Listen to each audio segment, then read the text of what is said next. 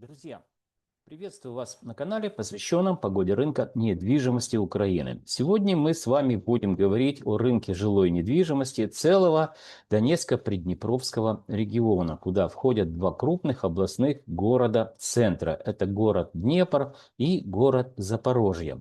Для людей, которые не хотят смотреть полностью видео, сразу в качестве анонса говорю, что недвижимость в городе Запорожье в годовом измерении подешевела на 4%, а в городе Днепр медленно и уверенно процессы снижения стоимости квадратного метра мы также наблюдаем.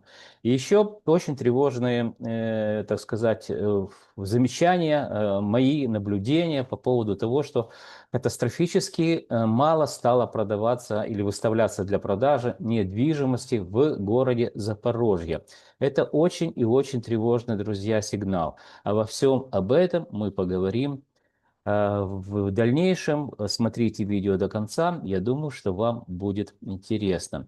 А теперь смотрим подготовленный мною материал с помощью статистических данных, не просто, как любят говорить эксперты, бла-бла-бла, а с помощью статистики попробуем разобраться в процессах, которые я наблюдал на рынке жилой недвижимости целого Донецко-Приднепровского региона, благодаря, опять же, данным статистическим, которые мне предоставляет компания Олимп Консалтинг. Итак, друзья, перед вами карта Донецко-Приднепровского региона. Сегодня мы говорим о итогах, подводим итоги. Ну и, конечно, о прогнозах поговорим уже ближе к концу видео. Итак, город Днепр. Рассказываю, как пользоваться данной информацией. Это обобщенные данные, и декомпозированных данных не будет, поэтому видео будет достаточно кратко. Период исследования, здесь мы будем говорить о колебательных процессах длиной в 1 месяц. Период исследования, соответственно, июнь с июлем.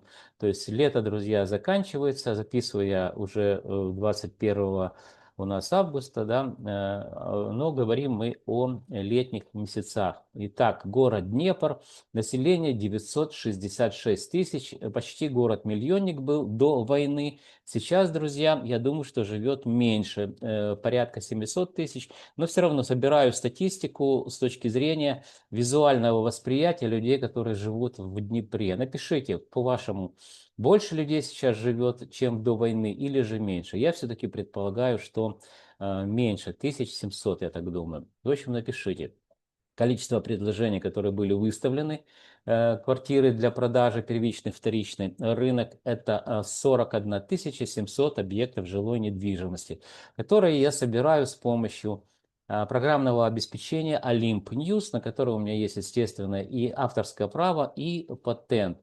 Я работаю с большими цифрами и в качестве подтверждения показываю вам генеральную выборку, которая участвовала в данном исследовании. Мы видим, что на 0,5%, 0,5% квартир было больше выставлено в городе Днепре в июле месяце, чем в июне. Социальное жилье, друзья, подешевело. Буду говорить только в процентном соотношении на 0,19% за месяц. А вот аренда, друзья, по городу Днепр выросла за квартал. Сравниваем первый квартал 2026 года, естественно, со вторым кварталом 2026 года и видим, что на 2,68% выросла аренда. Переходя к квартирам эконом-комфорт бизнес-класс, также вторичный рынок, мы видим, что стоимость квадратного метра продолжает снижаться, минус 0,13%. Ну и, друзья, переходя к первичному рынку, напомню вам, что первичный рынок – это квартиры, не сданные в эксплуатацию, то есть не построенное жилье. И в прифронтовом городе я очень сильно сомневаюсь, что оно будет, друзья, построено. Так что инвестиции в первичный рынок – это себе такое очень опасное удовольствие. И, так сказать, я не знаю на сегодняшний день, есть ли такие люди, которые способны к таким безумным поступкам. Но так или иначе, говорим, что первичный рынок квартиры эконом-класс на первичном рынке подорожали на 0,19%. Первичный рынок комфорт бизнес-класс показал также динамику роста, незначительную 0,17%. Ну а первичный рынок элитный класс показал динамику снижения минус 0,38%. Друзья, переходим к городу Запорожье. Обобщенные данные перед вами по Днепру мы прочитали, то есть все буквально классы подорожали, вернее подешевели в городе Днепре, за исключением первичного рынка, это эконом-класс и бизнес-класс. То есть эта динамика по Днепру наблюдается, друзья, по снижению на протяжении уже целого квартала, что, собственно говоря, я считаю вполне логично, что рынок недвижимости именно ведет себя таким образом. А вот теперь поговорим о городе Запорожье и о тех тревогах, которые, в общем-то, вызывают у меня статистические данные. Ну, начнем с того, что население довоенно было 746 тысяч. Сейчас я так думаю, что если 1400 там проживает, то это очень и очень хорошо. Напишите, друзья, пожалуйста, кто там живет в Запорожье. У меня когда-то в Запорожье был офис на проспекте Ленина. Это прямо возле вот этого моста, который идет через Днепровскую ГЭС. Я думаю, что сейчас намного меньше людей живет, и это очевидно, потому что город Запорожье непосредственно становится, так сказать, эпицентром военных действий. Кто смотрит военных обозревателей, вот где-то вот здесь, где красная черта, есть город Орехов, за который сейчас ведутся активные боевые действия. Это порядка 50 километров до Запорожья. То есть это, друзья, как оно называется, реально уже прифронтовой город. Количество предложений, которые были зафиксированы, вот здесь эти тревожные звоночки или же сигналы, которые показывает рынок недвижимости, вдруг уменьшилось на 16,3%. О чем это, друзья, говорит? Если город Днепр еще показывает то, что количество желающих продать больше, чем желающих приобрести на полпроцента помесячно, если мы сравним, показывает Днепр, то город Запорожье, и это впервые показал снижение на 16% количества квартир, которые были выставлены для продажи. Всего это 9700 объектов жилой недвижимости, первичный, вторичный рынок. Друзья, скорее всего, это связано с тем, что чем ближе фронт, я вам показывал, вот здесь красная черта, вот здесь где-то география, это город Орехов, за который ведутся уже бои. То, естественно, люди просто смирились с тем, что они никогда не продадут свою недвижимость, соответственно, никто эту недвижимость не купит, просто, скорее всего, закрывают квартиры и уезжают, друзья, потому что находиться в городе Запорожье становится достаточно небезопасно. Переходим к социальному жилью, друзья. Ну, кстати, вы напишите, может быть, у вас есть какие-то соображения по этому поводу, будет интересно почитать, почему количество предложений резко начало сокращаться. Переходим к стоимостным параметрам. Социальное жилье подешевело на 0,24% за месяц. Квартиры эконом-комфорт бизнес-класс подешевели на 0,18%. Это все, друзья, у нас вторичный рынок. Город Запорожье является городом абсолютным, так сказать, аутсайдером, то есть находится внизу по стоимости квадратного метра недвижимости. Рядом с ним можно только сравнить город Сумы. Вспомним, город Сумы также является прифронтовым городом. Соответственно, и стоимость квадратного метра медленно и уверенно снижается. Переходя к первичному рынку, здесь мы видим тоже динамику снижения. Квартиры эконом-класс показали снижение 0,27%. Ну а первичный рынок квартиры комфорт бизнес-класс снижение на 0,15%. Итак, подводя итоги по городу Запорожье, мы видим аномальное количество сократилось выставленных для продажи квартир, то есть люди просто закрывают, смирились с тем, что не продать уже и уезжают. Я предполагаю, что именно с этим связано. И продолжающее снижение стоимости квадратного метра по всем сегментам, как первичный, так и вторичный рынок, так по всем классам. Подводя итоги, обращаю ваше внимание на Excel-евскую таблицу внизу слайда. Здесь мы очень быстро пройдемся на примере социального жилья. Город Днепр. Июль 2026 года, $539 стоимость квадратного метра. Здесь в гривне можете просчитать по курсу Национального банка. И снижение, друзья, за месяц минус 0,19%. Город Запорожье, $421 стоимость квадратного метра и снижение за месяц минус 0,24%.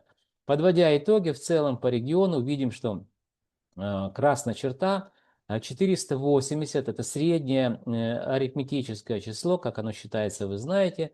Так вот, в июле это было 480 долларов за квадратный метр в целом по региону, по двум большим крупным областным городам-центрам. И снижение по региону минус 0,21%. Индекс отрицательный 0,998. А следующий, друзья, и последний слайд. Здесь поменялось только внизу табличка. Вверху остались колебательные процессы длиной в 1 месяц. Я сознательно оставляю здесь в разрезе всех сегментов рынка недвижимости и всех классов. А внизу подытоживающие данные и только по самому большому и крупному классу рынка недвижимости, класс социальное жилье. Но сравниваем мы уже июль 2026 года с июлем 2025 года. Итак, город Днепр. Социальное жилье 539 долларов за квадратный метр, июль 2026 года. В июле 2025 года это было 539 долларов за квадратный метр. То есть длина исследования ровно год, и мы видим, что, друзья, ну, в это время рынок недвижимости показывал, сразу же вам скажу, с 6 месяца 2025 года по январь месяц рынок рост. И мы видели, как необоснованно растет стоимость квадратного метра. А вот уже с января месяца мы увидели, как стоимость снижается, 7 месяцев снижается уже. Но так получилось, что, в общем-то, вышли на те же самые показатели, что были ровно год назад. Но тенденции к снижению очевидны на протяжении уже 7 месяцев. Это уже можно называть тенденцией. Я думаю, что до конца года снижаться стоимость квадратного метра будет. Где-то порядка выйдем мы на 1,5%. Я так предполагаю, если сейчас видим 0, ну, то есть вышли, в общем-то, на ту же цифру, что и было год назад, то к концу года мы увидим все-таки снижение, я думаю, что 1,5%. Может больше, может меньше немного, но где-то вот так будет. Город Запорожье, друзья. Июль 2026 год. Социальное жилье 421 доллар. И июль 2025 год 438 долларов за квадратный метр. За год снижение на 3,88%. Индекс отрицательный 0,961. В целом по региону, друзья, красная черта смотрим. Видим, что за счет города Запорожья мы увидели, что снижение в целом по региону минус 1,74%, что показало также нам индекс отрицательный 0,983.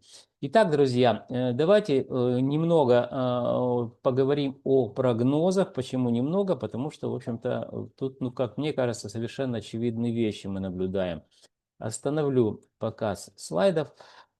В прогнозах я применяю многофакторный анализ, то есть я смотрю на недвижимость как сегмент экономики, то есть через призму уже макроэкономических показателей, которые характеризуют развитие региональных экономик. Это внутренний валовый региональный продукт Запорожской области и Днепропетровской области. Чувствуете, город Днепр переименовали Днепропетровскую по недомыслию или забыли переименовать, да и слава богу. Меньше денег потратили на всю эту херню, которая связана с переименованием. Так вот, друзья, я все-таки предполагаю, что внешние факторы, которые влияют на рынок недвижимости, а это приближающий неумолимо фронт, они делают свое дело, то есть не до жиру быть бы живу, и рынок недвижимости, конечно, на это реагирует снижением стоимости квадратного метра. Внутренние показатели, друзья, это макроэкономические показатели, о которых я уже упомянул, они находятся просто в ужасном состоянии. Ну какая может быть экономика в городе, куда уже долетают кабы? Ну это вот планирующие или планируемые, как там правильно, поправьте, бомбы, да, по 2,5 тонны. О каком может быть экономике, о чем можно говорить? Поэтому вот эти пазлы, которые влияют на состояние рынка, на умы людей, которые продают, потому что мы работаем с предложениями, то есть это только лишь предложение людей, говорит о том, что рынок недвижимости медленно и уверенно в Донецко-Приднепровском регионе будет показывать снижение. В целом, я так предполагаю, что порядка, может быть, в годовом измерении, мы уже говорили, что где-то 1,5% снижения будет в городе Днепре. в декабре месяце 2026 года, когда будем сравнивать с декабрем 2025 года. И с учетом того, что сейчас уже 4% или 3,88% снижения в Запорожье, то там будет все, наверное, 5 или 6% снижения в годовом измерении в декабре 2026 года. В целом, по региону также мы увидим, естественно, отрицательную динамику снижения стоимости недвижимости или квадратного метра недвижимости. Друзья, постарался очень кратко тоже рассказать вам тезисно, да, назовем так, о том, что было с рынком недвижимости. Поговорили про ретроспективу длиной 1 год с цифрами. Зафиксировали погоду рынка недвижимости на сегодняшний день, то есть вы услышали, что произошло сейчас, а точнее в июле месяце прошедшем. И поговорили и предположили, что будет в будущем, в декабре месяце 2026 года. То есть это прогнозы, наверное, уже краткосрочные, для меня они очевидны. Но все может быть, друзья. Я могу ошибаться, и только Всевышний знает, что произойдет с нами через даже такой небольшой период времени. То есть помните, как говорил Воланд, люди могут, в общем-то, планировать жизнь, но, к сожалению, люди внезапно бывают смертны. Вот на такой, так сказать, пессимистической ноте позвольте закончить свое видео. Хочу напомнить вам, э, что я ваш, так сказать, скромный слуга. На протяжении многих лет вместе с компанией Alim Consulting готовим для вас обзоры, которые, я уверен, станут для вас компасом рынка недвижимости или путеводной картой в каменных джунглях того же самого рынка недвижимости. Поэтому, друзья, ставьте лайки, дизлайки, задавайте вопросы, с удовольствием отвечу, делитесь данным видео с друзьями. Мне, по крайней мере, это приятно. И уже пора, наверное, на монетизацию переходить своего YouTube-канала. Почему? Потому что энергии трачу много, действительно, очень много трачу на этой энергии. Итак, друзья, подписывайтесь, лайки, дизлайки, и до встречи в следующем моем видеоролике.